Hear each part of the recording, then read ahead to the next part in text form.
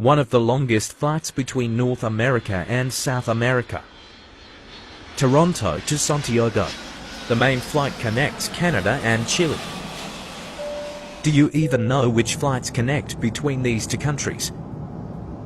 The distance between Toronto Pearson International Airport and Santiago International Airport is 5,332 miles, and flight duration is 10 hours 35 minutes. The flight is operated solely by Air Canada.